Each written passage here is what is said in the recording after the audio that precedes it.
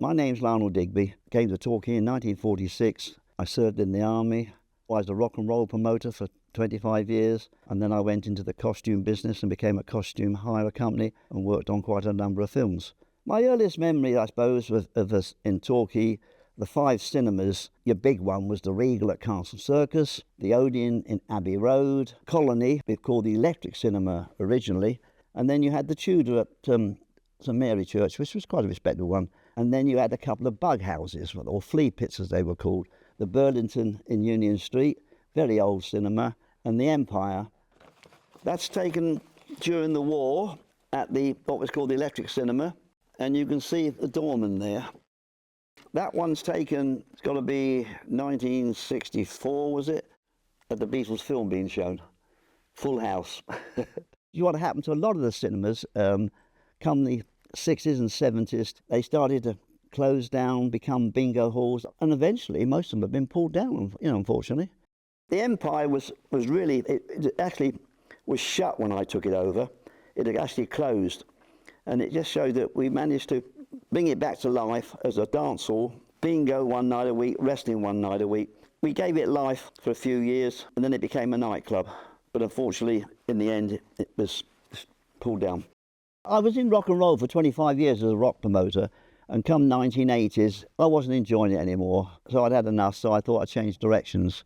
And my wife was running a small fancy dress business, and I'd come out the army. I served in the Life Guards, and I started collecting uniforms because in those days, in the early 60s, there was lots and lots of stuff coming up in house clearances. There were lots of retired colonels and admirals living in Torquay. I could see there was an opening in local theatre for military uniforms, and so I started doing that with my wife, with the local Amdrams, and I slowly built it into second biggest military costumers in the country. I ended up with 2 warehouses with 10,000 uniforms, plus all the equipment and boots and weaponry. My base was in Torquay, my warehouse and shop was. I spent 40 years putting that together, and 4 years ago I sold it all to Rebellion Film Studios. But during that time, I did make quite a few films. I costumed and designed Chasing the Deer.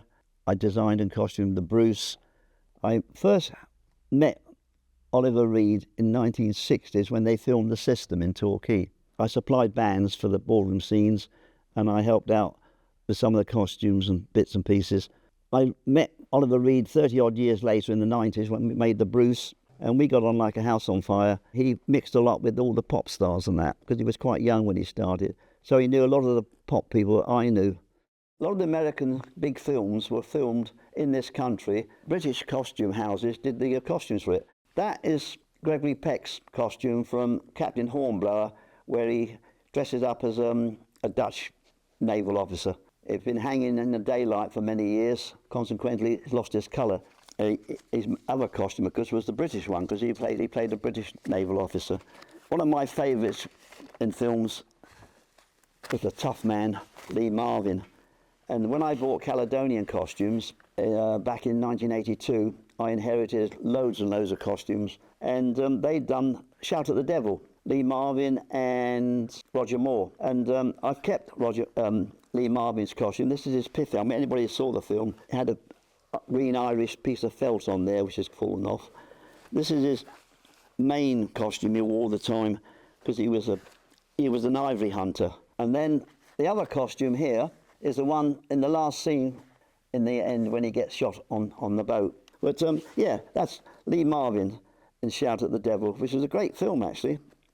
The biggest film I did, I suppose, was The King's Speech. Well, I did all the military for that. So, 5 o'clock start, all the way out to London.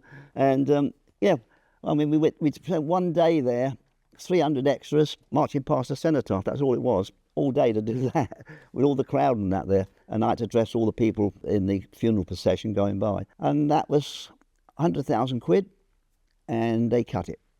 It wasn't in the film.